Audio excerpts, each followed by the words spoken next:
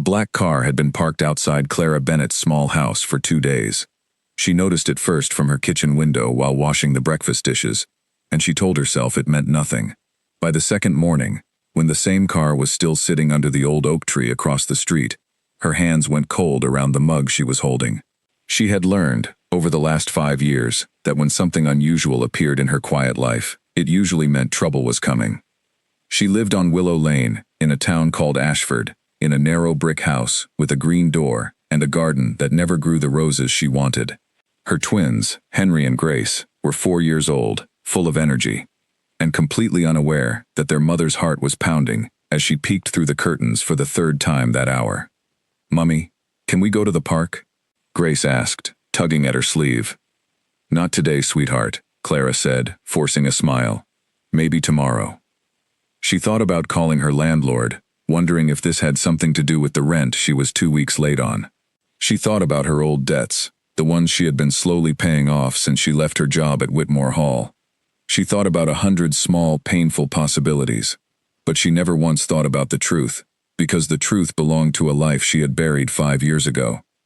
5 years earlier, Clara had been a bright, capable young woman working as an estate assistant at Whitmore Hall, one of the grandest properties in the county. She managed schedules, organized events, and kept the enormous house running smoothly under the direction of its owner, Alistair Whitmore, the Duke of Ashcombe. Alistair was nothing like what she expected a duke to be. He was quiet in meetings but warm in private, serious about his responsibilities but gentle with the people who worked for him. He remembered the names of every gardener's children. He stayed late to help move furniture when the staff was short-handed. And somewhere between the long work hours and the shared cups of tea in the estate kitchen, Clara had fallen in love with him. It was not supposed to happen. Everyone told her so, even her own good sense. A duke and his estate assistant were not meant to build a life together, but Alistair had never cared much for what was supposed to happen. He had asked her, quietly and sincerely, to marry him in the walled garden behind the house, under a sky turning orange with the evening sun. She had said yes before he even finished the question. They kept their engagement secret at first, planning to tell his family once they had found the right moment. Clara believed, foolishly perhaps, that love like theirs could survive anything. She was wrong, though not because their love was weak. She was wrong because someone else was working against them long before she ever noticed. Gerald Whitmore, Alistair's cousin, had spent years quietly resenting the fact that Alistair held the title and the estate, while he held nothing but a smaller inheritance and a bitter sense of being overlooked. When Gerald learned of the engagement, he saw an opportunity. If Alistair married beneath his station, especially in secret, it would create a scandal Gerald could use to challenge his cousin's standing with the family board that oversaw the estate's finances and public reputation. Clara never learned any of this until much later. All she remembered from that time was the day everything fell apart. It began with a letter, one she was told came from Alistair, informing her that he had reconsidered their engagement and that a marriage between them would ruin his family's name. The letter was cold, formal, and nothing like the man she knew. She read it standing in the estate office, her whole body shaking, unable to understand how the man who had proposed to her in the garden could write such words. She did not know that the letter had never come from Alistair at all. Gerald had forged it, copying Alistair's handwriting after months of practice, and had it delivered while Alistair was away on a sudden trip that Gerald himself had arranged, claiming urgent business overseas required the Duke's presence. Gerald had convinced Alistair that Clara's family was involved in a financial scheme against the estate, showing him fabricated documents that suggested Clara had been reporting private estate matters to outside parties for money. He told Alistair that if he confronted her directly, it would create a scandal that could destroy both her reputation and his family's standing, and that the only way to protect her from public disgrace was to leave quietly and let the matter fade without conflict. Alistair, torn and desperate to protect the woman he loved from a public scandal he believed was partly her doing, left the country believing he was doing the right thing. He told himself he would return once things had settled, once he understood the truth. He did not know Gerald intended for him never to know the truth at all. Clara, meanwhile, believed she had been abandoned and rejected. She left Whitmore Hall within the week, unable to bear working in the same halls where she had once been so happy. She told no one at the estate where she was going. She did not even tell them she was carrying his children, because by the time she discovered she was pregnant, she was already gone. Living in a rented room above a bakery, in a town 2 hours away, crying quietly into her pillow so her landlady would not hear. She gave birth to Henry and Grace, alone in a hospital room, with only a kind nurse holding her hand. She named them herself, choosing names that felt strong and steady, the way she hoped her children would grow to be. She never once considered telling Alistair. As far as she knew, he had made his choice clear in that letter, and she refused to beg a man who did not want her. The 5 years that followed were the hardest and, in strange ways, the proudest of her life. She worked 2 jobs at first, cleaning offices in the early morning and doing bookkeeping for a small accounting firm in the afternoons, all while raising 2 babies who never slept through the night at the same time. She learned to stretch a small amount of money further than she thought possible. She learned to fix a leaking pipe herself because she could not afford a plumber. She learned to comfort 2 crying children with only 1 set of arms. She never told anyone in Ashford about the children's father. To her new neighbors and co-workers, she was simply Clara Bennett, a hard-working single mother who kept to herself and adored her twins fiercely. Nobody in this quiet town knew she had once been engaged to a duke, and she preferred it that way. The past was a door she had shut and locked, and she had thrown away the key the day she left Whitmore Hall. Now, standing at her kitchen window on this ordinary Tuesday morning, watching a black car she did not recognize, she felt that locked door trembling on its hinges, though she did not yet understand why. The car's door finally opened around 10 in the morning. A man in a dark suit stepped out, looked up at her house, and walked toward her front gate. Clara's heart lurched. She quickly ushered Henry and Grace into the living room, turned on the television for them, and closed the door partway before walking to answer the knock at her front door, her palms damp with nervous sweat. She opened the door only a crack. "Can I help you?" The man was polite, almost apologetic in his manner. "Miss Bennett? My name is Thomas Aldridge. I work for the Whitmore estate." The name hit her like a slap. She gripped the edge of the door tighter. "I don't know anyone by that name anymore," she said, her voice sharper than she intended. "I understand this is unexpected," he said gently. "I'm not here to cause trouble. I've been asked to confirm an address, that's all. I'll be on my way." "Confirm an address for who?" she demanded, though some part of her already feared the answer. Thomas hesitated, clearly unsure how much he was permitted to say. "For His Grace, the Duke of Ashcombe.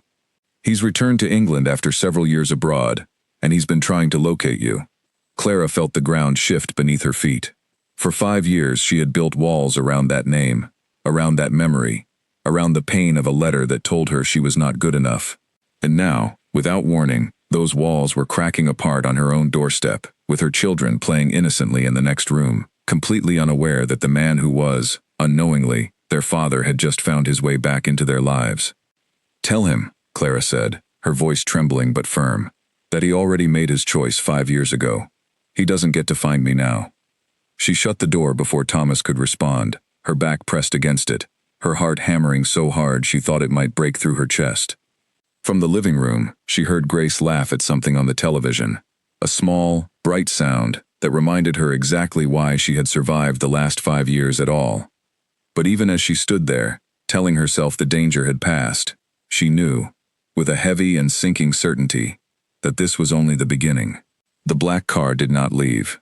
It remained parked beneath the old oak tree for the rest of the day, a quiet, patient reminder that the past she thought she had buried had just learned exactly where to find her. That night, after she had tucked Henry and Grace into their small shared bed and kissed their foreheads twice each, the way she always did, Clara sat alone at her kitchen table with a cup of tea growing cold in her hands. She stared at the wall, replaying the messenger's words over and over. "He's been trying to locate you. Why now? Why, after 5 years of silence, would Alistair suddenly come looking for her?" She told herself it did not matter. She told herself she owed him nothing, not an explanation, not a reunion, not even a conversation. He had written her off in a single cruel letter, and she had rebuilt her entire life from the wreckage of that rejection. Whatever he wanted now, whatever excuse or apology he might offer, it was 5 years too late. And yet, as she finally rose from the table and turned off the kitchen light, she could not shake the small, terrified feeling curling in her chest, a feeling she refused to name, because naming it would mean admitting that some quiet part of her still wondered what might have driven a good man to leave the way he did, and what might happen now that he was standing, once again, at the edge of the life she had fought so hard to build without him. Outside, beneath the oak tree, the black car's headlights switched off, but it did not drive away. Clara did not sleep well that night. She lay awake staring at the ceiling, listening to the soft breathing of Henry and Grace through the thin wall between their rooms, and she thought about the years she had spent building a life so far from Whitmore Hall that she had almost convinced herself it belonged to someone else entirely. When she had first arrived in Ashford with nothing but a small suitcase and a growing belly, she had known no one. She rented the cheapest room she could find, above a bakery owned by a widow named Margaret Holt, who took pity on the quiet young woman and often left warm bread outside her door without being asked. Clara never told Margaret the full truth of her situation, only that the baby's father was not part of her life and never would be. Margaret never pressed for more, and Clara was grateful for that kindness more than she ever said aloud. The early months after the twins were born were the hardest of her life. She remembered nights when both babies cried at once, and she sat on the floor between their two small cots, exhausted beyond words, wondering how she would ever manage alone. She remembered the fear of running out of formula before payday, the humiliation of asking her landlady for one more week's grace on the rent, the aching loneliness of watching other families walk together in the park while she pushed a double stroller by herself. But somewhere in those difficult months, something in Clara hardened into steel. She stopped waiting for anyone to rescue her. She stopped hoping for a letter of apology that never came. She took a course in bookkeeping at the local community center in the evenings, borrowing a neighbor's spare hour of childcare in exchange for mending clothes. Within a year, she had a small position at Ashford Accounting Services, adding numbers and organizing records for local shopkeepers, who came to appreciate her sharp eye for detail and her quiet, dependable nature. By the time Henry and Grace turned 2, Clara had saved enough to move out of the room above the bakery and into the little house on Willow Lane. It was not much, a narrow brick house with a garden that refused to grow roses no matter how often she tried, but it was hers. She had signed the lease with her own name and her own money, and she had cried the night she moved in, not from sadness, but from a fierce, surprising pride. She built a routine that worked. Mornings were for getting the twins dressed, fed, and off to the small nursery school, 2 streets over. Afternoons were for work at the accounting firm. Evenings were for homework helpers cut into small pieces for 4-year-old hands. Bath time, bedtime stories, and finally, blessed quiet, when Clara could sit with her tea and feel, for a few precious minutes, like a whole person, instead of a mother running on empty. She had built friendships too, careful ones. There was Priya Malhotra, who ran the flower shop on the corner and always saved Clara the slightly wilted blooms at a discount. There was Daniel Cole, a soft-spoken carpenter who lived 2 doors down and had fixed her fence, her back door, and once, memorably, a broken chair leg, always refusing payment beyond a cup of tea and conversation. Daniel had never pushed for more than friendship, though Clara sometimes caught him looking at her in a way that suggested he might want to, if she ever gave him the smallest sign of encouragement. She never had. Her heart, she told herself, had already been spent. All of this, every hard-won piece of her new life, felt suddenly fragile now that the black car had found her front door. The next morning, Clara woke earlier than usual, her body tense before her mind had even fully caught up to why. She peered through the curtains immediately. The car was gone. For one dizzying moment, relief flooded through her, so strong it nearly buckled her knees. Perhaps Thomas Aldridge had delivered her message, and Alistair, wherever he was, had decided to respect her wishes and stay away. She almost believed it, right up until she opened her front door to fetch the morning post and found a small cream-colored envelope waiting on her doorstep, her name written across the front in handwriting she recognized instantly, handwriting she had once memorized from love notes tucked into her coat pocket during quiet afternoons at Whitmore Hall. Her hands trembled as she picked it up. She almost threw it away unopened. She almost burned it in the kitchen sink. Instead, after standing frozen in her hallway for what felt like an eternity, she carried it to the kitchen table, sat down, and broke the seal. The letter was short. Clara, I do not know what you were told, or what you believe happened between us, but I promise you, none of it was by my choice. I left because I believed I was protecting you from a danger I did not fully understand until very recently. I have spent 5 years trying to make sense of what happened, and I only now have proof of the truth.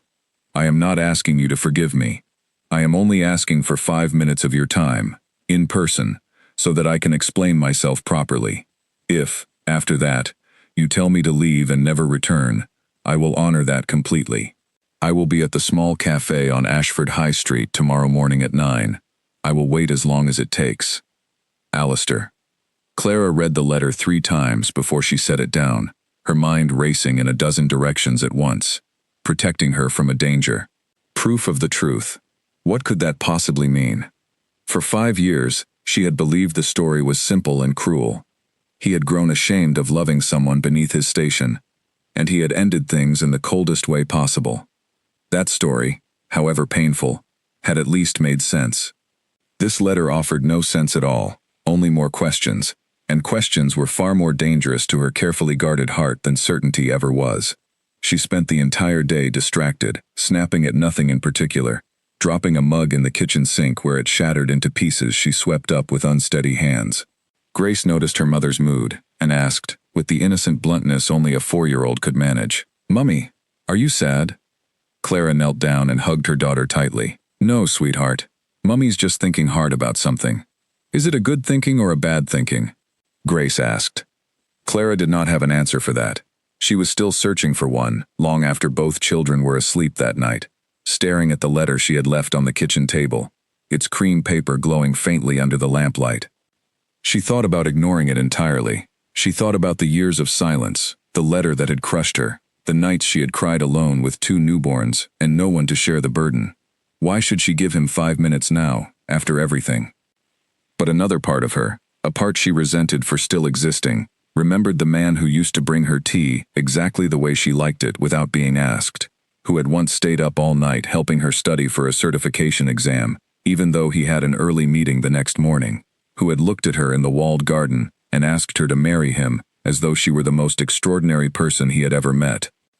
That man did not match the cold letter she had received 5 years ago, and he certainly did not match the idea of a duke who would simply discard a woman and 2 children without a second thought. If there was even a small chance that something else had happened, something she did not understand, did she not at least owe it to herself, and perhaps to her children, to find out? She did not sleep much that night either. By the time morning came, she had made her decision 3 separate times, and reversed it just as often.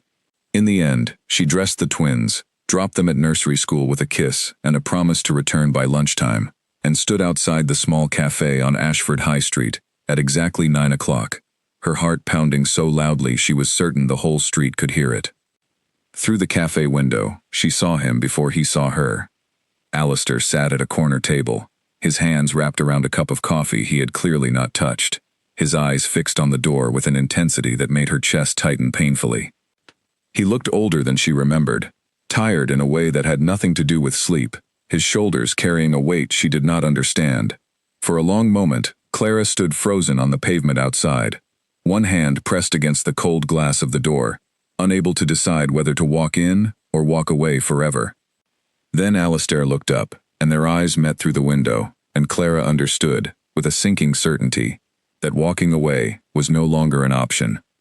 Whatever truth he carried, whatever explanation he had traveled years and continents to finally deliver, she was about to hear all of it, ready or not.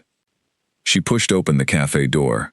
The small bell above it rang, sharp and clear, and Alistair rose to his feet so quickly he nearly knocked over his chair. For 5 years, this moment had existed only in the most painful corners of her imagination. Now it was real, standing directly in front of her, and Clara Bennett had absolutely no idea what to say first. "Clara." Alistair said her name like it cost him something to speak it aloud. "Thank you for coming. I wasn't sure you would." Clara did not sit down immediately. She stood beside the table, arms crossed, keeping a careful distance between them, as though physical space might protect her from whatever he was about to say. "You have 5 minutes," she said. "Start talking." He nodded, accepting the terms without argument, and gestured to the chair across from him. Clara sat, stiffly, her back straight, her eyes fixed on his face, searching for any sign of the deception she had spent 5 years believing was there. "I need to tell you about my cousin, Gerald," Alistair began. "I need you to understand what he did, Because none of what happened between us was ever about you not being enough. It was never that. It was never that at all. Clara said nothing, but her arms uncrossed slightly, a small crack in her defenses she could not fully control. Alistair took a slow breath before continuing. 6 years ago, before I even knew you, my father's health began failing, and the estate's board of trustees began looking more closely at who would take over the responsibilities of managing Whitmore Hall's finances and holdings. Gerald had always believed the title should have gone to him, not to me, because his branch of the family was older, even though the legal succession was never in question. He never accepted that. He spent years quietly building resentment, waiting for an opportunity to challenge my position with the board. "What does this have to do with the letter you sent me?" Clara asked, her voice tight. "I never sent that letter," Alistair said firmly. "Gerald wrote it. He spent months studying my handwriting, copying old memos and letters I had written for estate business, until he could forge it well enough to fool anyone who did not know me as intimately as you did. He had it delivered to you while I was away." Clara's jaw tightened. "Away where?" "That's the part I only recently understood myself," Alistair said.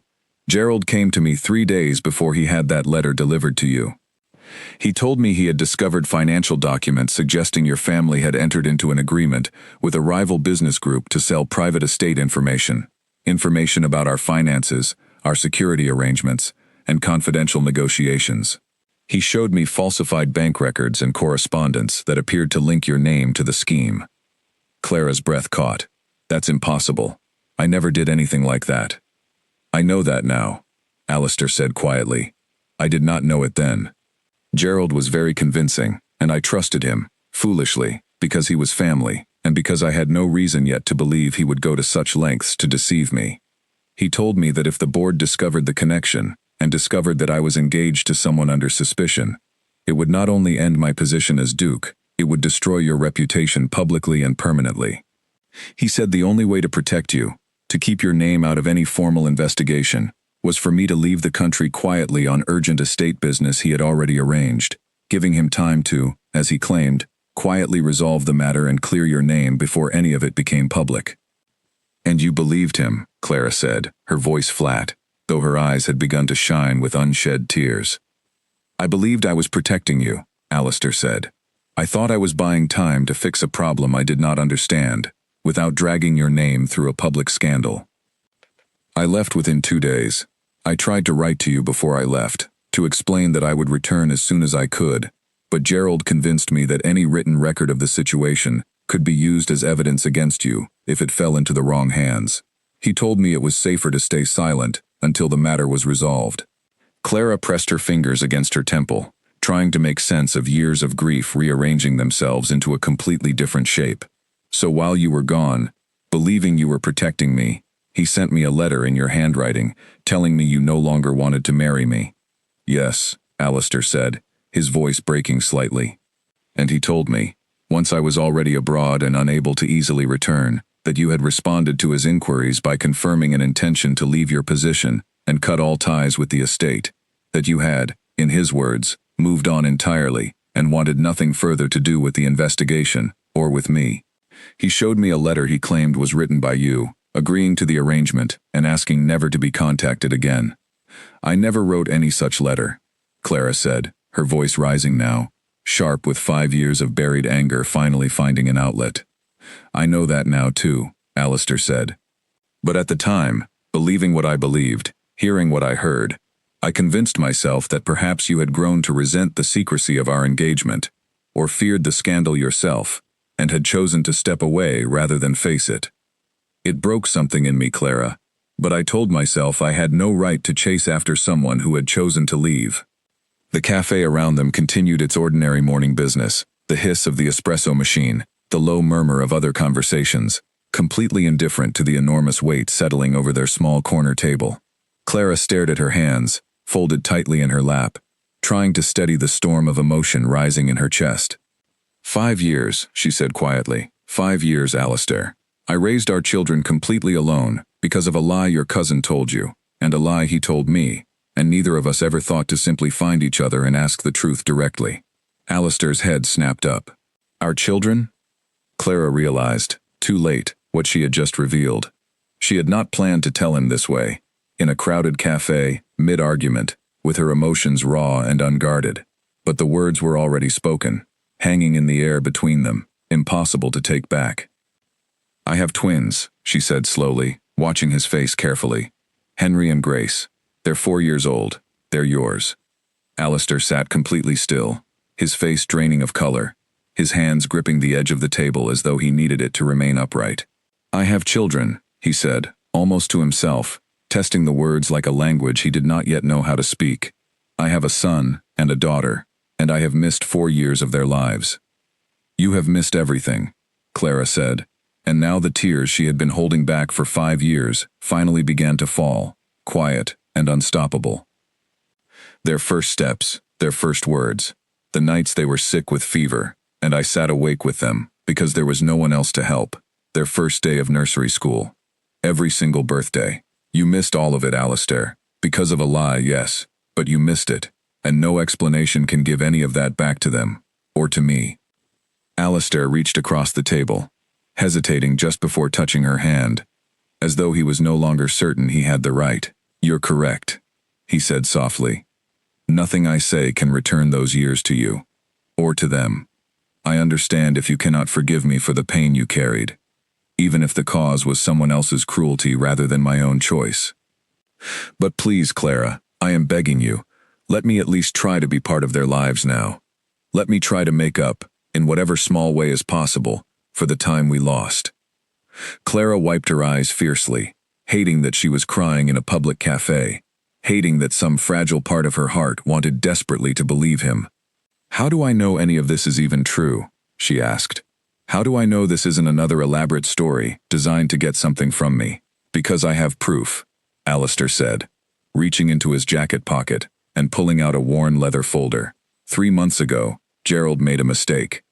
He tried the same scheme again, this time targeting a business partnership I was forming with a company overseas, forging documents to sabotage the deal, because he believed it would weaken my financial position enough for him to challenge my authority with the board. This time, the fraud was caught before it caused any real damage, and during the investigation, the auditors discovered a pattern connecting the forged documents to Gerald's private accounts and correspondence. When I learned of this, I insisted on a full independent review, going back years, including the period when I left the country. That review uncovered the original forged letter he sent you, the fabricated bank records he showed me, and records of payments he made to have private investigators monitor both of us separately, to make sure we never accidentally crossed paths and discovered the truth on our own. He slid the folder across the table toward her.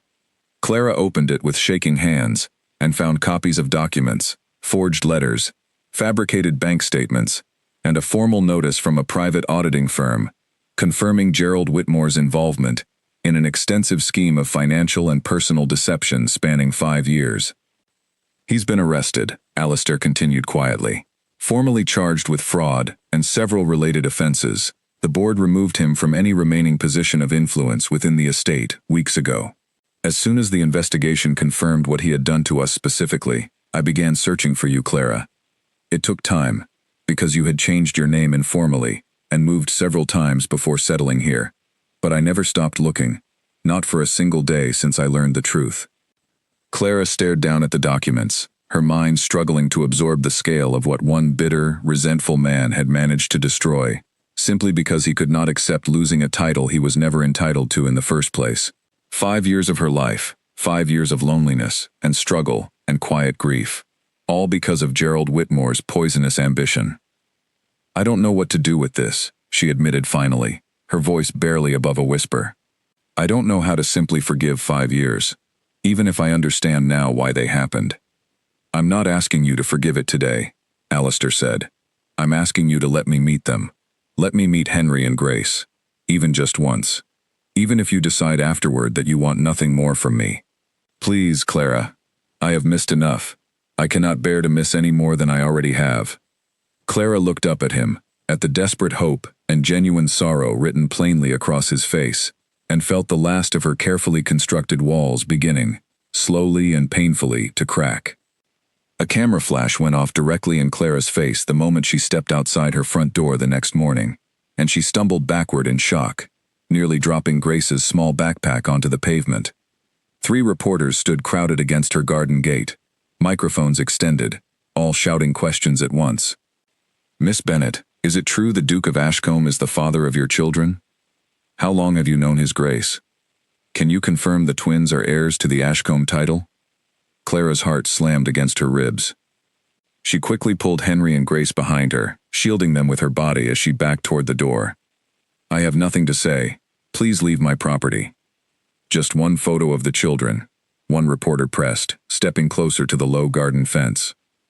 "Get away from my house," Clara snapped, her voice sharp with a fury she rarely allowed herself to show.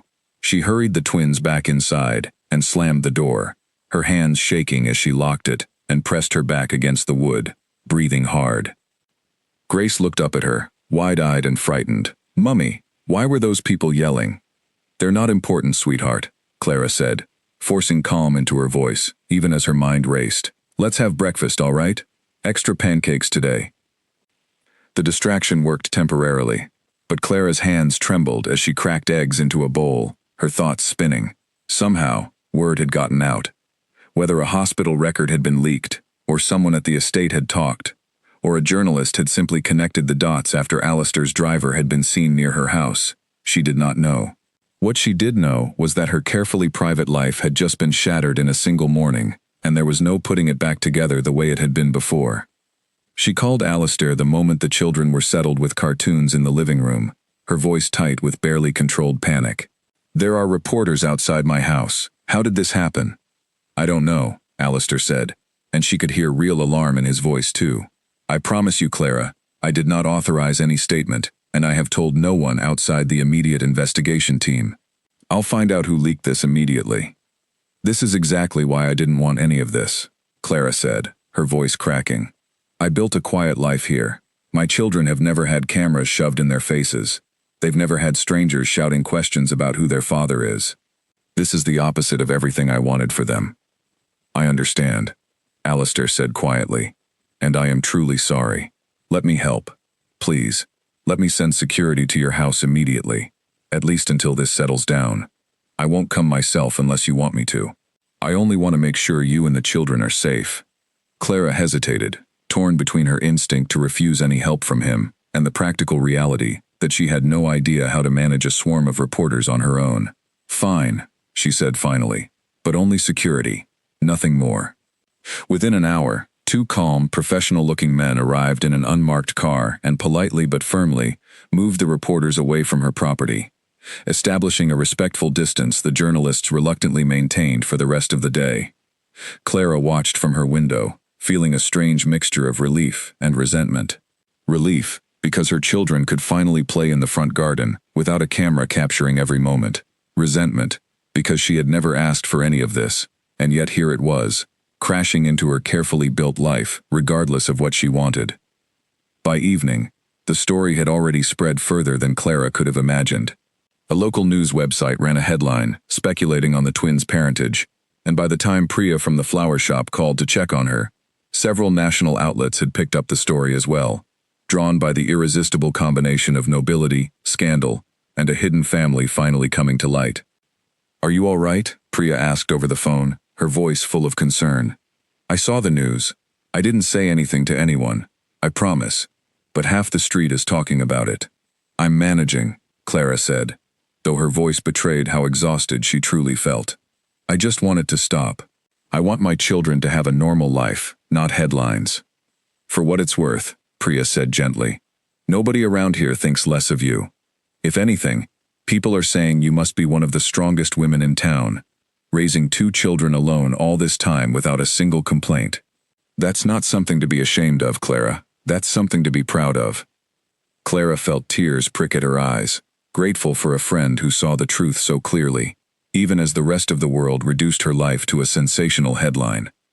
3 days later, once the initial storm of press attention had calmed slightly, Alistair asked again, carefully and without pressure, if he might finally meet Henry and Grace. Clara had spent those 3 days turning the question over endlessly in her mind, weighing every possible outcome, imagining every way it could go wrong. What if the children asked questions she was not ready to answer? What if they grew attached to him quickly, the way children sometimes do, and then he disappeared again, leaving them confused and hurt in ways they were too young to understand or process.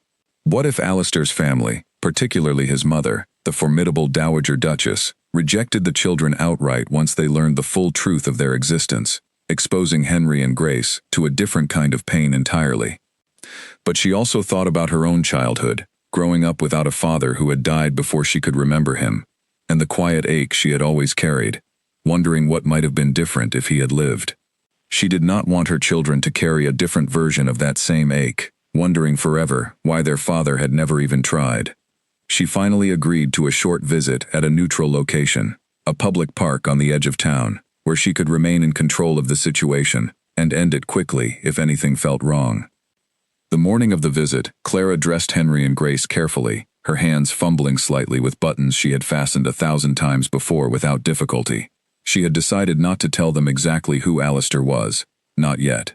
She simply explained that a kind man wanted to meet them, a friend of hers, and that they should be polite and have fun at the park as they normally would. Henry, ever curious, asked immediately, "Is he your boyfriend?" "No," Clara said quickly, feeling heat rise to her cheeks. "He's just someone I used to know a long time ago." They arrived at the park at exactly 10 in the morning. Alistair was already there, standing near the swings, dressed in simple clothes, rather than anything that might suggest his usual formal attire, clearly trying his best to appear approachable, rather than intimidating. When he saw the twins running ahead of Clara toward the playground, his entire face transformed, an expression of such raw emotion crossing his features that Clara had to look away, unable to bear witnessing the depth of his longing so openly displayed. "Hello," Alistair said softly, crouching down to Henry and Grace's eye level as they approached, unsure and shy in the way young children often are around new adults. "My name is Alistair. Your mum tells me you two like the swings very much." "I like the big slide better," Grace announced boldly, already losing her shyness. "It's really, really tall." "Is that so?" Alistair said, a genuine smile breaking across his face. "I used to love tall slides too, when I was your age. Would you show me?" Grace grabbed his hand without hesitation and pulled him toward the slide, chattering excitedly about how fast she could go and how Henry once fell off the ladder but did not cry even a little bit. Clara watched, her chest tight with an emotion she could not quite name, as Alistair followed their daughter across the playground with an expression of wonder, as though he had been handed something impossibly precious and was terrified of dropping it. Henry, more cautious than his sister, hung back beside Clara for a few minutes, watching Alistair carefully. "Mummy," he said quietly, "does he like us?" Clara knelt down and brushed a strand of hair from her son's forehead. "I think he likes you both very much already," she said honestly. "Okay," Henry said simply, and then he too ran off to join his sister and Alistair at the slide, leaving Clara standing alone at the edge of the playground, watching her children laugh with their father for the very first time. She should have felt only relief, or perhaps satisfaction at having made the right decision. Instead, standing there in the morning sunlight, watching the family she had built alone suddenly expand to include a man she had spent 5 years trying to forget, Clara felt an overwhelming, confusing rush of emotions she had no idea how to sort through. Joy for her children, certainly. But underneath that joy, a quiet, persistent fear that this fragile new beginning could be shattered just as easily as her old life had been, by forces far beyond her control, forces that had already proven capable of destroying everything she loved once before. She did not yet know that Gerald Whitmore, despite his arrest, still had allies within the estate's board, who were not ready to accept the sudden appearance of 2 illegitimate heirs threatening the tidy succession they had spent years planning around. She did not know that even now, a new and more subtle danger was already beginning to take shape, one that would test not only her fragile trust in Alistair, but the safety and future of the children she had protected so fiercely for 5 long years. For now, though, she allowed herself a single, unguarded moment of happiness, watching Grace shriek with delight as she slid down into her father's waiting arms for the very first time.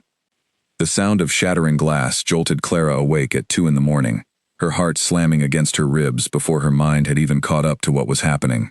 She sat bolt upright, listening, every muscle tense, and heard it again, a sharp crack followed by the unmistakable tinkle of broken glass hitting her kitchen floor. She scrambled out of bed, grabbed the heavy torch she kept in her nightstand drawer for exactly this kind of emergency, and rushed first to check on Henry and Grace, relieved to find them still sleeping soundly, undisturbed by the noise. She crept down the stairs, her pulse pounding in her ears, and found her kitchen window shattered, a large rock sitting amid the broken glass on her floor, a piece of paper wrapped tightly around it with a rubber band. Her hands shook as she unwrapped the note. The message was short, typed rather than handwritten, clearly meant to leave no trace of identity. Some doors are better left closed. Walk away from the Whitmore family before someone gets hurt. Clara's blood turned to ice. She immediately called the police, who arrived within 20 minutes, took photographs, collected the note as evidence, and promised to increase patrols in her neighborhood. But their reassurances did little to calm the storm of fear now raging inside her. She called Alistair the moment the officers left, her voice shaking so badly she could barely form complete sentences. "Someone threw a rock through my kitchen window," she said. "There was a note. It said to walk away from your family before someone gets hurt." There was a heavy silence on the other end of the line before Alistair spoke, his voice tight with barely controlled anger. "I'm coming over, right now. And Clara, I am so sorry. This is exactly the kind of danger I feared might still exist." Gerald's arrest didn't remove everyone who benefits from keeping our children out of the succession picture. Within the hour, Alistair arrived, along with 2 additional security personnel who immediately began assessing the property and installing temporary measures to secure the broken window until repairs could be made. Clara sat at her kitchen table, wrapped in a blanket, watching him direct the men with quiet, controlled authority, a side of him she had never witnessed before, decisive and protective in a way that surprised her. "I should have anticipated this," Alistair said, sitting across from her once the immediate security concerns were addressed. "There are members of the estate board who have spent years assuming the succession would eventually pass to a more distant cousin, given that I had no acknowledged heirs. The sudden appearance of Henry and Grace threatens arrangements some of these people have been quietly planning around for a long time. Gerald may be facing charges, but he was not acting entirely alone.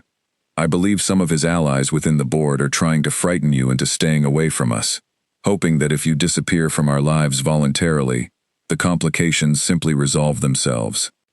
They think a broken window and a threatening note will make me abandon my children's father?" Clara asked, an edge of disbelief cutting through her fear. "They're hoping fear will do what reason could not," Alistair said grimly. "I promise you, Clara, I will find out who is responsible for this, and I will make certain nothing like it happens again. But I understand completely if this makes you want to step back from all of this. From me, from the entire situation. I would not blame you for choosing safety and distance over any of this uncertainty." Clara was quiet for a long moment, staring down at her hands. 5 years ago, she might have taken that offer immediately, retreating back into the safety of her private, guarded life. But something had shifted inside her over the past weeks, something she was only beginning to understand herself. "No," she said finally, her voice steadier than she expected. "I'm not walking away because someone threw a rock through my window. I spent 5 years being told, in one way or another, that I didn't matter enough to fight for. I'm done letting other people's cruelty decide what happens in my life, or in my children's lives. If someone wants to scare me off, they're going to have to try a great deal harder than this." Something flickered across Alistair's face, admiration mixed with visible relief, though he said nothing more on the matter that night, simply nodding once, firmly, as though her decision had settled something important within him as well. Over the following weeks, a new and delicate rhythm began to establish itself.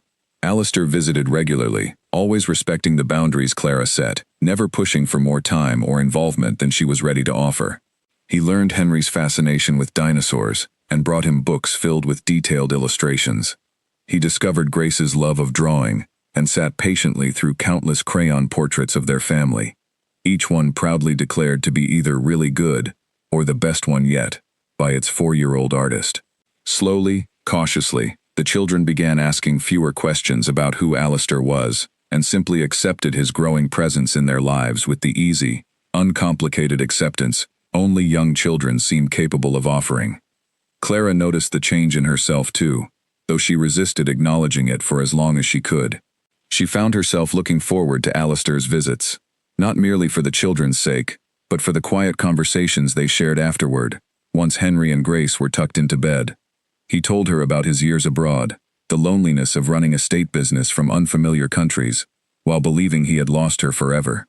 She told him, in careful, measured pieces, about the years of struggle she had endured alone, watching something in his expression crumble a little more with each difficult story she shared. But not everyone in Alistair's life welcomed this new arrangement with open arms. The Dowager Duchess, Alistair's formidable mother, requested a meeting 3 weeks after the story became public, and her tone, relayed through a formal letter rather than a personal phone call, left little doubt about her feelings on the matter. Clara arrived at Whitmore Hall for the first time in 5 years, her stomach tight with nerves. Henry and Grace left safely at home with Priya for the afternoon. The Dowager Duchess received her in a formal sitting room, seated stiffly in a high-backed chair, her expression carefully composed but unmistakably cool. "Miss Bennet," she said, gesturing for Clara to sit across from her, "I understand you have raised 2 children who share my son's blood." "Yes," Clara said, refusing to let her voice waver despite the intimidating formality of the room and the woman before her. "Henry and Grace, they're wonderful children." "I do not doubt that," the Dowager Duchess said, "but you must understand the position this places our family in. The board has already expressed serious concerns about legitimacy, about public perception, about the practical realities of introducing 2 unacknowledged heirs into a succession structure that has operated without them for years. This is not a simple matter of feelings, Miss Bennet. This concerns the future of an entire estate, an entire title, and the livelihoods of everyone who depends upon its stability." "I never asked for any of that," Clara said evenly. "I never came here seeking a title or an inheritance for my children. I came here because Alistair asked to know his own children, and because I decided, after a great deal of thought, that they deserved the chance to know their father. Whatever the board decides about titles and inheritance is a separate matter entirely, one I have no interest in fighting over." The Dowager Duchess studied her for a long, silent moment, something shifting subtly behind her composed expression. "You do not want the title," she said slowly, as though testing the sincerity of the statement. "I want my children to be happy and safe," Clara said simply. "That has always been my only priority, long before any of this became public. If that means Henry and Grace grow up with a relationship with their father, but no formal claim to anything else, I would accept that outcome without a single complaint." Something in the Dowager Duchess's rigid posture eased slightly, though her expression remained guarded. "That is a more reasonable position than I expected," she admitted. "Perhaps we might speak further, Miss Bennet, without quite so much formality standing between us." It was not warmth, not yet, but it was the first small crack in a wall Clara had expected to remain permanently sealed against her, and she left Whitmore Hall that afternoon with a cautious, fragile sense that perhaps, despite every obstacle still standing in their path, something resembling a future might genuinely be possible for her small, unconventional family. That evening, as she drove home, along the quiet country road connecting Whitmore Hall to Ashford, her mind still turning over every word of the tense conversation, headlights suddenly flared in her rearview mirror, far too close and far too fast. Clara's pulse spiked as the vehicle behind her surged forward, nearly clipping her rear bumper before swerving into the opposite lane and roaring past her on a blind curve, forcing an oncoming car to brake sharply and swerve onto the gravel shoulder to avoid a collision. Shaken, Clara pulled over onto the shoulder herself, her hands trembling violently on the steering wheel as she tried to catch her breath. It could have been nothing, a reckless driver, an ordinary and unrelated act of poor judgment on a quiet country road. But given everything else that had happened in recent weeks, the broken window, the threatening note, the careful warnings from Alistair's security team, Clara could not shake the growing certainty that very little in her life these days was truly a coincidence anymore. She sat there on the dark roadside for several long minutes, gathering the courage to continue driving home, painfully aware that whoever wanted her and her children gone from Alistair's life was clearly not finished trying. The phone rang at 11 in the morning, while Clara was in the middle of reconciling a stack of invoices at work, and the moment she saw the nursery school's number on the screen, her stomach dropped with instinctive dread. She answered immediately, her heart already racing. "Miss Bennet," the school director said, her voice tight with barely concealed alarm. "I need you to come here right away. A man tried to collect Henry and Grace, claiming to be a family friend authorized to pick them up. Our staff refused to release the children because his name wasn't on your approved list, and he became quite agitated before leaving the premises. We've already called the police, but I wanted you to know immediately, and the children are safe, completely safe, but understandably a little frightened. Clara was out the door within 30 seconds, abandoning her desk without a word to her coworkers, her hands shaking so badly, she nearly dropped her car keys twice before managing to start the engine. She called Alistair from the road, her voice cracking as she relayed what little information she had. "I'm calling my security team now," Alistair said immediately, his own voice tight with barely controlled fear. "I'll meet you at the school."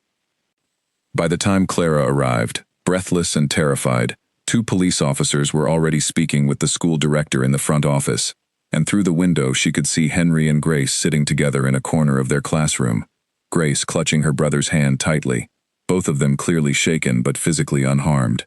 Clara rushed to them immediately, dropping to her knees and pulling both children into a fierce embrace, tears streaming down her face, despite her efforts to remain calm for their sake. "Mummy, a scary man tried to take us," Grace whispered into her shoulder, but Miss Carter wouldn't let him. "You're safe now," Clara said, her voice thick with emotion. "You're both completely safe, I promise. Mummy's here." Alistair arrived minutes later, and the moment he saw the children unharmed, something in his rigid posture finally released, though his expression remained hard with fury, as he turned to speak with the responding officers.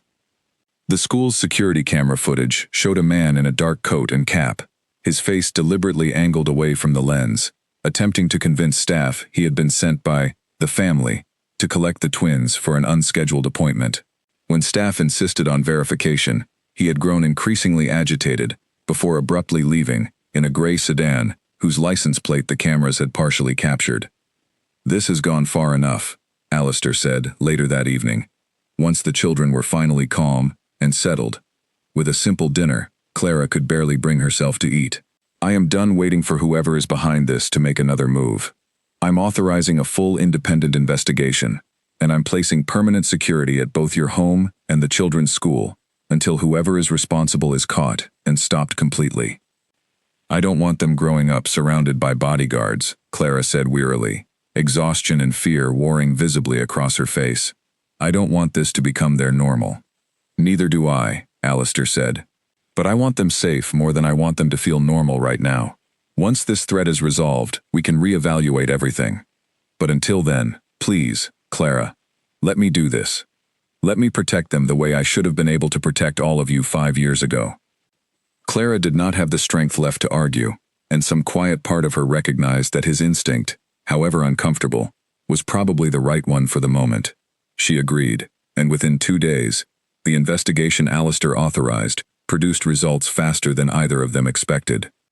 The gray sedan's partial license plate, combined with detailed analysis of the estate's financial records, traced back to a man named Victor Langley, a solicitor who had represented Gerald Whitmore's interests on several occasions, and who, it turned out, stood to lose a substantial ongoing retainer if Gerald's branch of the family permanently lost influence over the estate's affairs.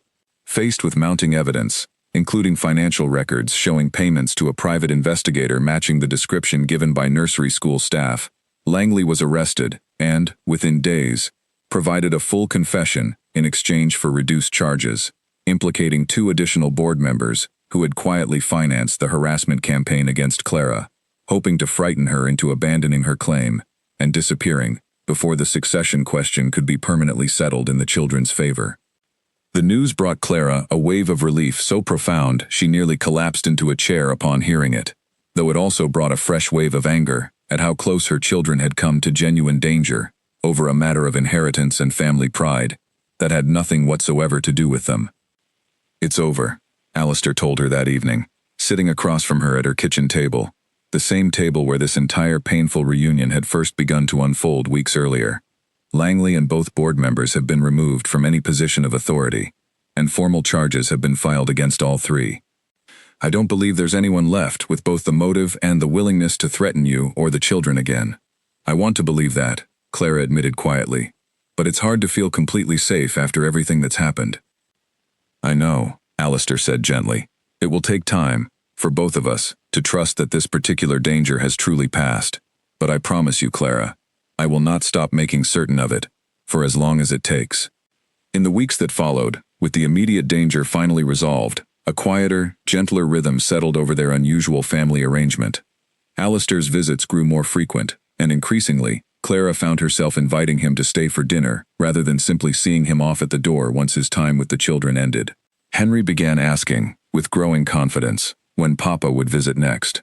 A title he had adopted on his own, without any prompting from either adult, and Grace insisted on drawing an entire gallery of family portraits that now prominently featured 4 figures instead of 3. But even as warmth slowly returned to Clara's guarded heart, complications of an entirely different nature began to surface. Daniel Cole, her kind neighbor who had spent years quietly caring for her family, with small favors and steady friendship, appeared at her door one evening shortly after the danger had passed, his expression uncharacteristically serious. "I need to say something, and I hope you'll let me finish before you respond," Daniel said, standing awkwardly on her front step. "I've watched you struggle alone for years, Clara, and I've admired your strength more than you probably realize. I never said anything before because I didn't think it was my place, and because you never gave any indication you wanted more than friendship. But now, with everything happening with the Duke, I find myself needing to ask, before it's too late to ask at all, whether there might ever have been a chance for something between us, if circumstances had been different." Clara stood in her doorway, genuinely caught off guard, torn between gratitude for Daniel's years of quiet kindness and the undeniable, complicated feelings that had been slowly rekindling toward Alistair over the past several weeks. "Daniel," she said carefully, "you have been one of the kindest, steadiest friends I've ever had, and I will always be grateful for everything you've done for me and my children. But I think you already know, in your heart, what my answer has to be." Daniel nodded slowly, disappointment clear on his face, but not bitterness. "I thought as much," he said.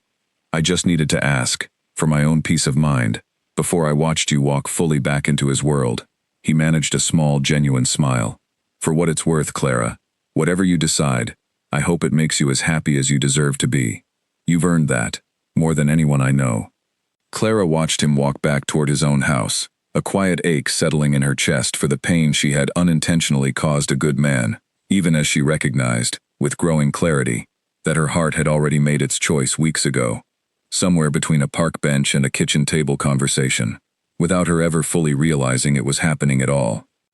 That night, after the children were asleep, Clara sat on her front porch step, staring up at the stars, thinking about how far she had traveled from the frightened, heartbroken woman who had once believed her love story had ended in a single cruel letter.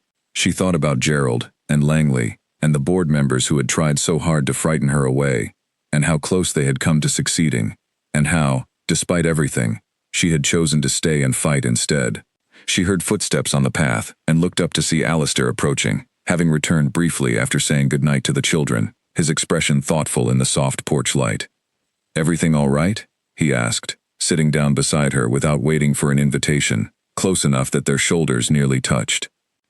"I was just thinking about everything that's happened," Clara said softly. "About how strange it is that I'm sitting here with you again, after everything."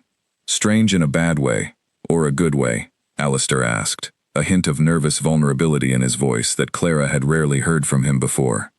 She considered the question honestly, weighing 5 years of pain against these past weeks of slowly rebuilding trust, watching him become a devoted father to the children he had missed for so long, watching him fight fiercely to protect them the moment real danger appeared.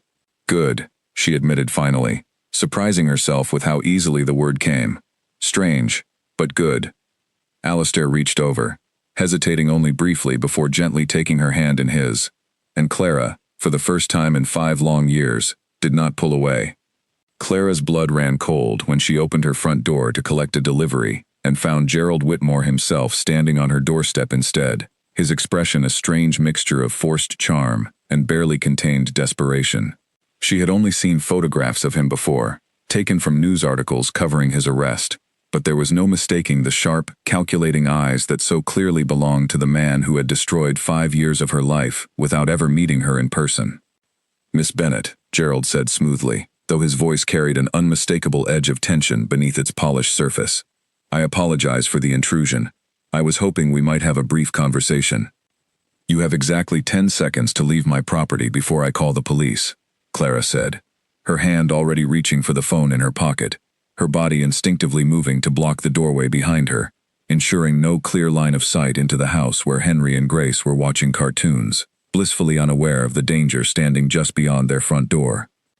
Please, Gerald said, holding up both hands in a gesture of surrender. I'm out on bail, Miss Bennett, awaiting trial, and I understand completely why you have no reason to trust a single word I say, but I am asking, genuinely, for 5 minutes of your time to discuss an arrangement that could benefit us both.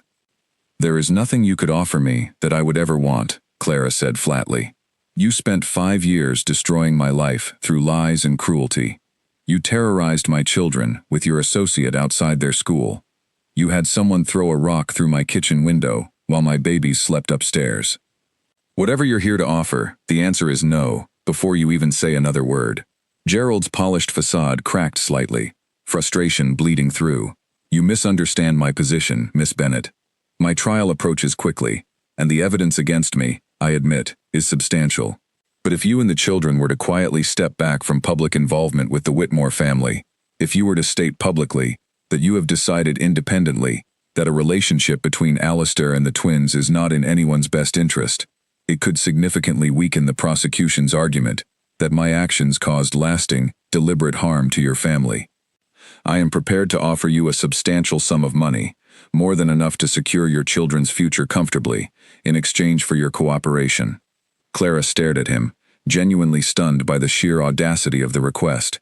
You want me to lie, publicly, to help you avoid responsibility for terrorizing my family, and you think money could possibly convince me to do that? Everyone has a price, Miss Bennett, Gerald said, his tone hardening now that charm had clearly failed. You spent 5 years struggling financially, raising 2 children alone, with barely enough to survive. Surely a woman in your position understands the practical value of financial security over sentimental notions of justice. You have no idea what you're talking about, Clara said, her voice shaking now with pure fury rather than fear. Those 5 years of struggle taught me exactly what matters and what doesn't. Money never once mattered more to me than my children's safety and their right to know the truth about who tried to destroy their family before they were even born. Get off my property, Gerald, and if you ever come near my home or my children again, I will make certain the judge hears about this conversation personally. She slammed the door before he could respond further, her hands shaking, as she immediately called Alistair, her voice tight with residual fear and fury combined. Within 20 minutes, police had located and detained Gerald just 3 streets away, in violation of the restraining conditions attached to his bail, attempting to bribe a witness in an active criminal case. His bail was revoked immediately, and he was returned to custody to await trial, without further opportunity to interfere with the family he had spent years trying to destroy. That was the last of it, Alistair said that evening, sitting with Clara in her living room after the children had finally fallen asleep, exhausted from the day's tension. With his bail revoked and this new charge added to the existing case against him, there's no reasonable path left for Gerald to avoid a lengthy conviction. Whatever influence he once held over this family's future is finished completely. I keep waiting for something else to go wrong, Clara admitted, curling her knees up to her chest on the sofa, emotional exhaustion evident in every line of her posture. It feels almost unbelievable that it might actually be over now. I understand that feeling, Alistair said quietly. But I think, for the first time in 5 years, it genuinely is over.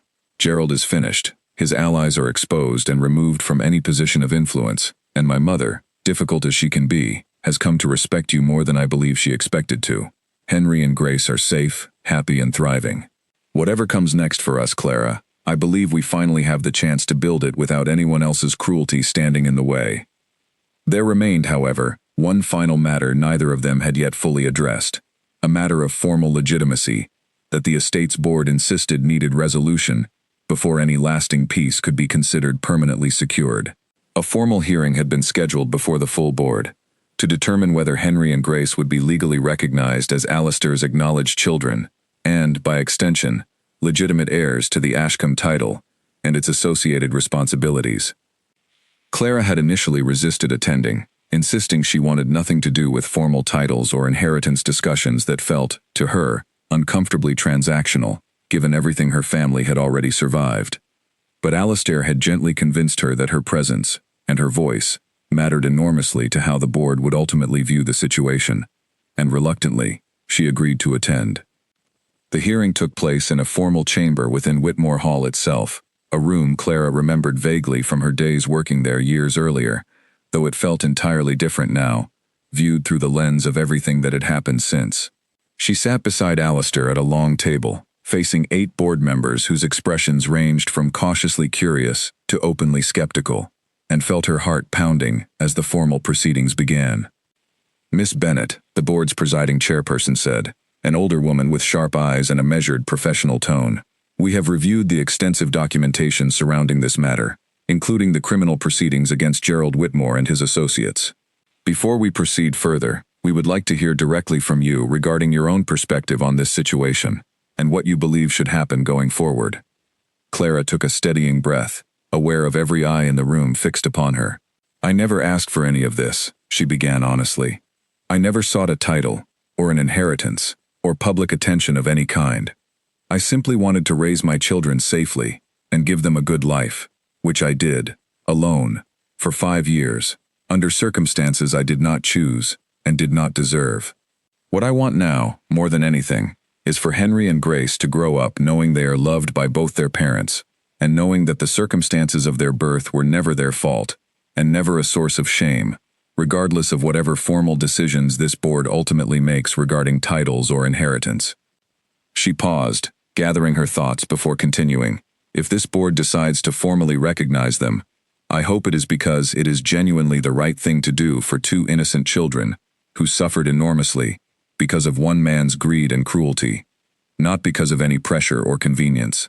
And if this board decides against formal recognition, I want it clearly understood that Henry and Grace will still grow up knowing exactly who they are, loved unconditionally, regardless of what titles they do or do not carry."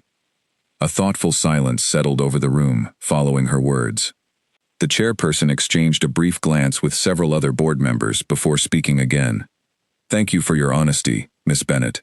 It is refreshing, given the circumstances, to encounter someone genuinely uninterested in exploiting this situation for personal gain." The board deliberated privately for nearly an hour, while Clara and Alistair waited anxiously in an adjoining room, saying little, simply holding hands in tense, hopeful silence. When the board finally returned, the chairperson's expression had softened considerably from its earlier formal neutrality.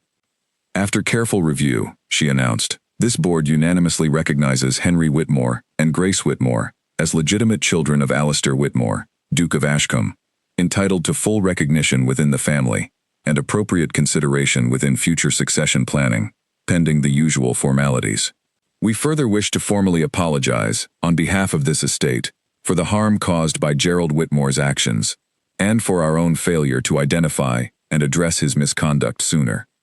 Clara felt tears sting her eyes, not from relief over titles or inheritance, which had never truly mattered to her, but from the simple, profound validation of hearing her children formally acknowledged, welcomed, and protected by the very family whose internal politics had once conspired to erase them entirely from existence. As they left the hearing chamber together, Alistair squeezed her hand gently. "It's done," he said softly. "Truly done. This time." Clara nodded, allowing herself, finally, to believe him completely. But even as relief washed over her, she understood that the formal recognition of her children's place within the Whitmore family was not truly the ending of her story. It was merely the closing of one difficult chapter, making way for an entirely new one she had never quite dared to imagine possible.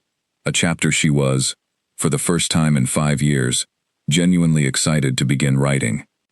Clara nearly dropped the ring box the moment Alistair opened it, her hands trembling so violently that he had to steady them gently with his own before she could even look at what lay inside. They were standing in the same walled garden behind Whitmore Hall, where he had proposed to her 5 years earlier, the evening sun casting the same warm orange glow across the old stone walls, though everything else about this moment felt entirely different from the fragile, secretive engagement of their youth. "I know this garden holds difficult memories as well as good ones," Alistair said quietly. kneeling before her despite the slight tremor in his own voice. "I know the last time I asked you this question here, everything fell apart shortly afterward, through no fault of either of us. But I refuse to let that history define this place forever. Clara Bennett, you raised our children alone through 5 years of hardship I can never fully repay you for. You fought fiercely to protect them from every danger that came for our family, and you did it all with more strength and grace than I have ever witnessed in another person. I am asking you again, in this same garden, with full knowledge of everything we have survived together and separately, will you marry me?" Tears streamed freely down Clara's face as she nodded, unable to trust her voice for several long moments. "Yes," she finally managed, laughing through her tears. "Yes, of course, yes."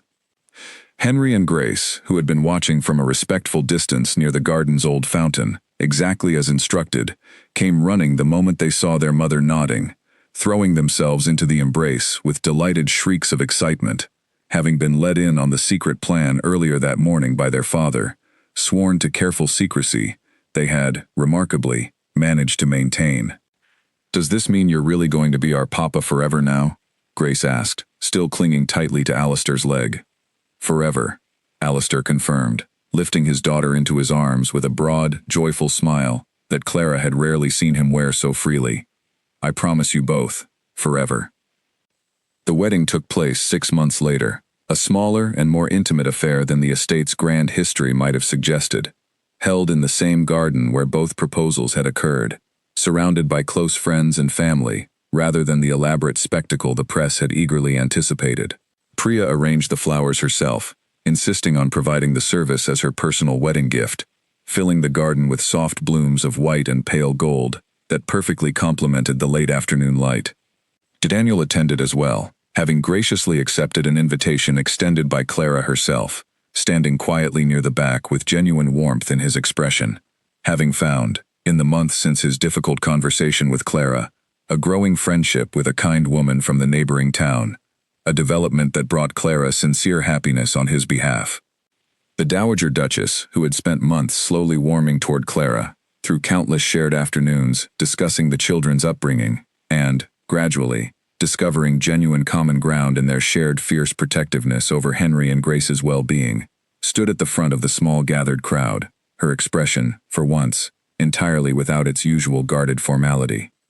"You have made my son happier than I believed possible, given everything he endured these past years," she told Clara privately, before the ceremony began, taking both of Clara's hands in her own weathered ones.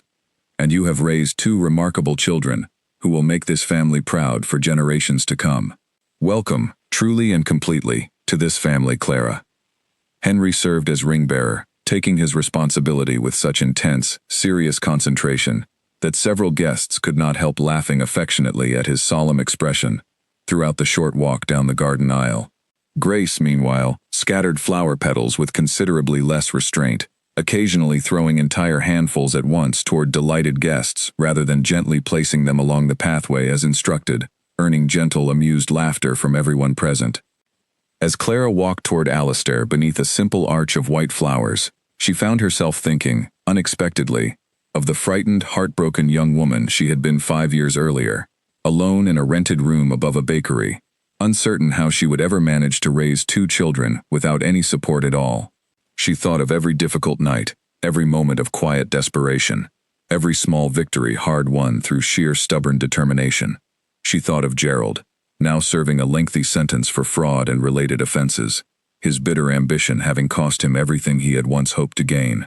She thought of the black car that had first appeared outside her house, the messenger who had delivered news she never expected, the cafe conversation that had finally revealed 5 years of painful, unnecessary separation caused entirely by someone else's cruelty.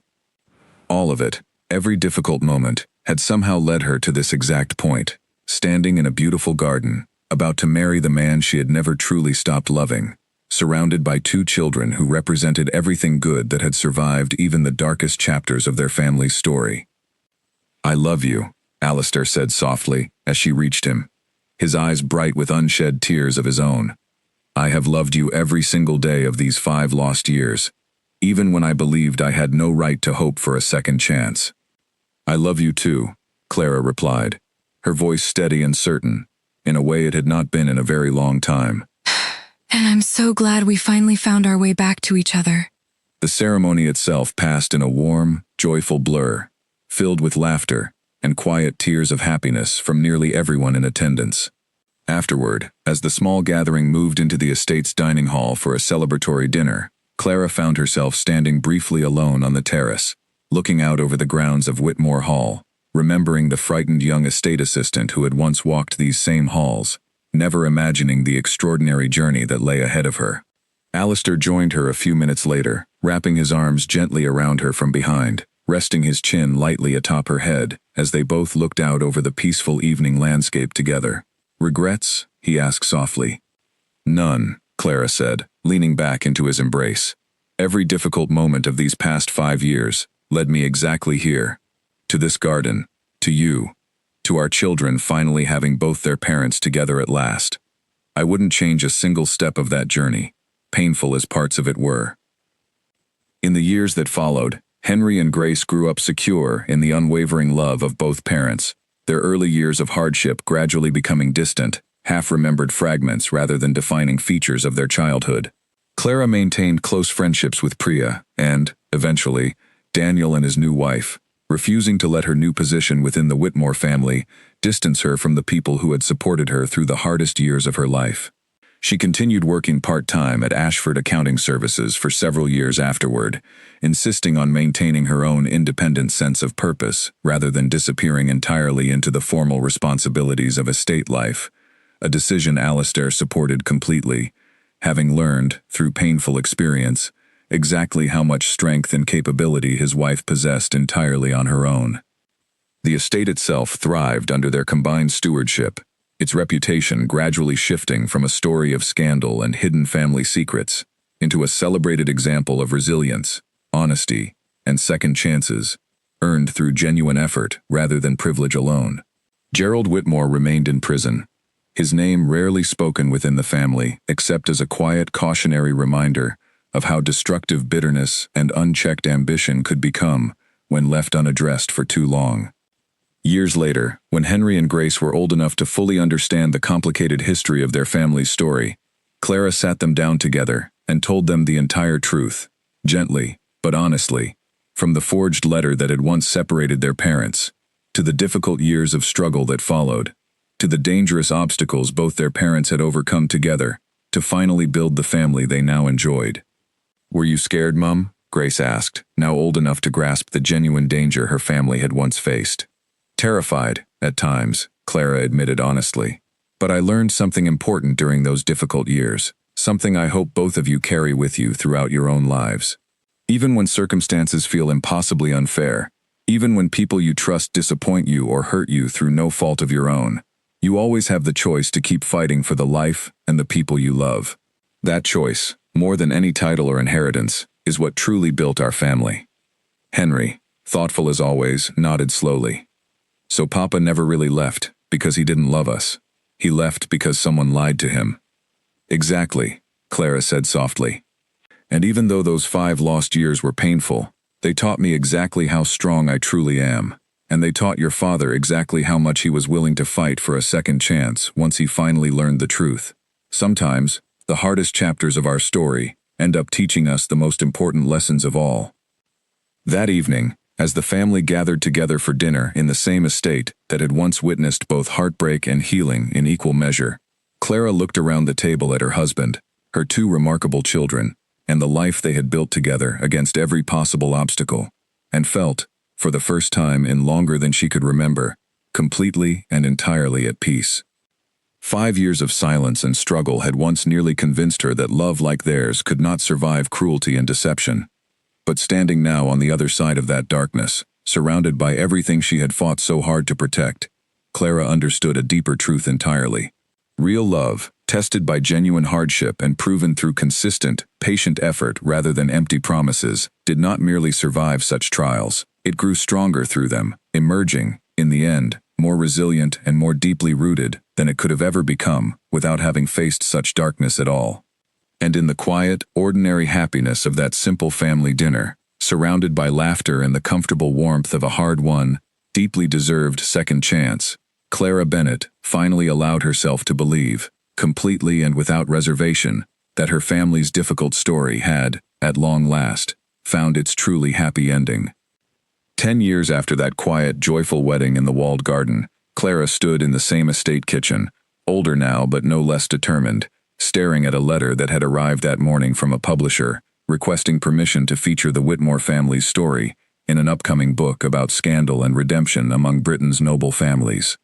She set the letter down slowly, unsure how she felt about her family's most painful years being packaged into entertainment for strangers, and carried it upstairs to discuss with Alistair that evening. By now, Henry and Grace were 14, tall and confident, each carrying pieces of both their parents in ways that constantly surprised Clara. Henry had inherited his father's quiet thoughtfulness, spending hours in the estate's library poring over history books, while Grace had grown into a spirited, outspoken young woman who had recently taken a keen interest in the estate's financial operations, often sitting beside Clara during evening bookkeeping sessions, asking sharp, curious questions about profit margins and investment strategies that made her mother swell with quiet pride.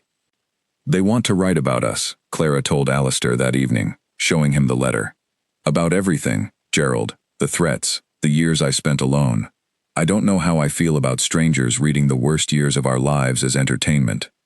Alistair read the letter carefully, his expression thoughtful. "We could refuse entirely," he said.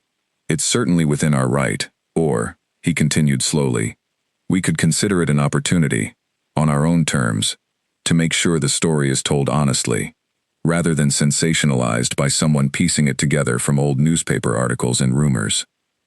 They discussed it for several days, eventually deciding, together with Henry and Grace, who insisted on being part of the conversation, given that the story was, after all, largely about their own childhood, to allow a single respectful interview with a journalist known for careful, thoughtful reporting, rather than sensational tabloid work.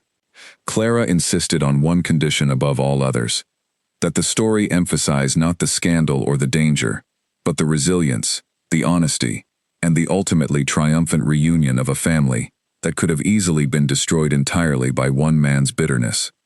The interview took place in the same walled garden, now more mature and lush than it had been a decade earlier, climbing roses finally blooming successfully. Along the old stone walls, after years of careful tending, Clara had insisted upon herself, determined to succeed where her early attempts at gardening had once so stubbornly failed. "What would you want people to take from your story?" the journalist asked, toward the end of the long afternoon conversation, her recorder capturing every word. Clara considered the question carefully before answering. "I would want people to understand that circumstances, even terrible ones caused by other people's cruelty, do not define who you become. I raised 2 children completely alone for 5 years, believing I had been abandoned and rejected by the man I loved, and I built a life anyway, brick by brick, without waiting for anyone to rescue me. When the truth finally came out, I did not simply forgive and forget everything instantly.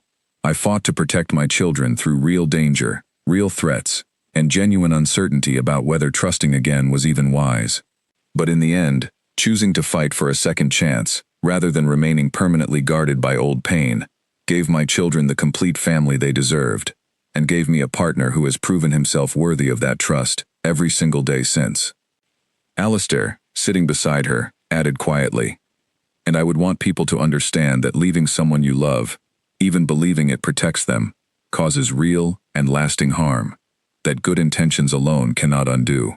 I spent years believing I had made a difficult but necessary sacrifice, when in reality, I had simply been deceived by someone I trusted, at enormous cost to the people I loved most. If there is a lesson in our story worth sharing, it is that clear, direct communication, however difficult or frightening, will almost always serve love better than silent sacrifice, based on incomplete information."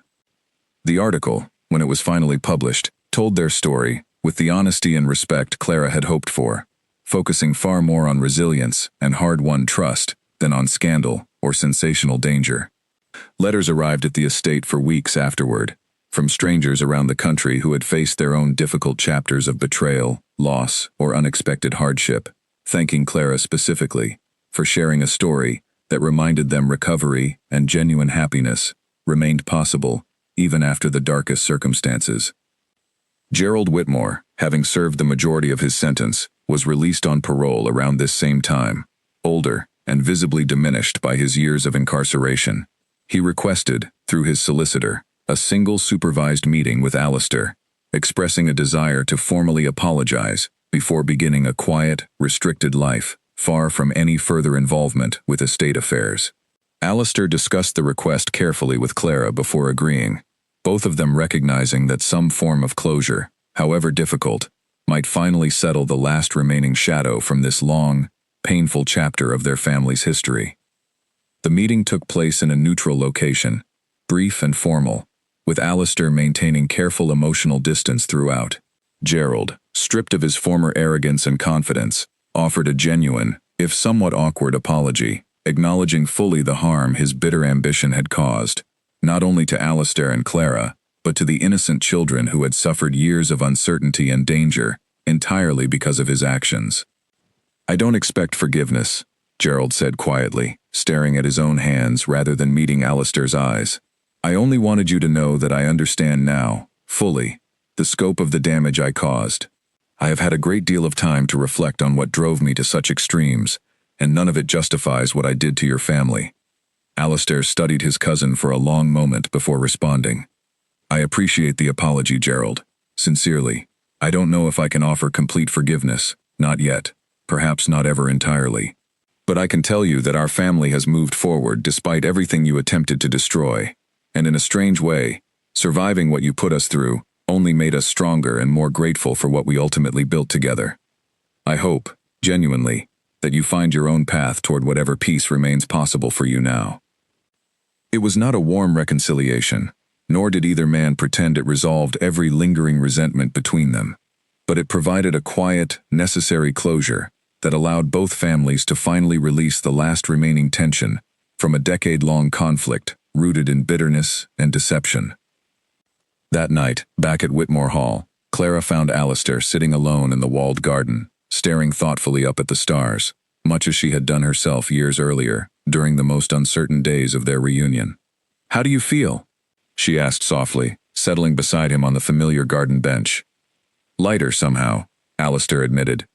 "I didn't realize how much weight I was still carrying from everything Gerald did until this evening, hearing him finally acknowledge the damage honestly.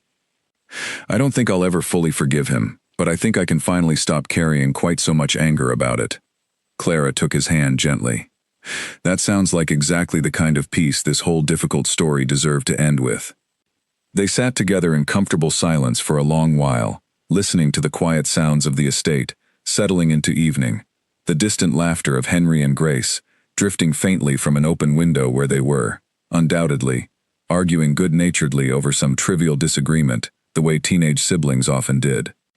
Looking back across the entire span of their extraordinary difficult journey, from a forged letter that shattered their engagement, through 5 lonely years of struggle and quiet resilience, through danger and threats and the slow, careful rebuilding of trust, to this peaceful evening in a garden, finally blooming exactly as Clara had always hoped it might, both of them understood something neither could have fully appreciated during the darkest days of their separation.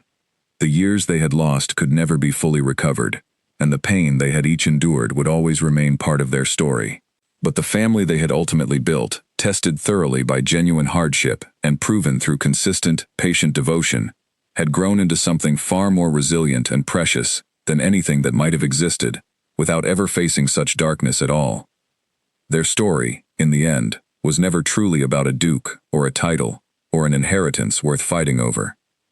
It was about 2 people who loved each other enough to fight through deception, danger, and years of painful separation, to finally build the family they both deserved, and about a mother whose quiet, unwavering strength during the loneliest years had ultimately given her children a foundation strong enough to weather any storm that came afterward.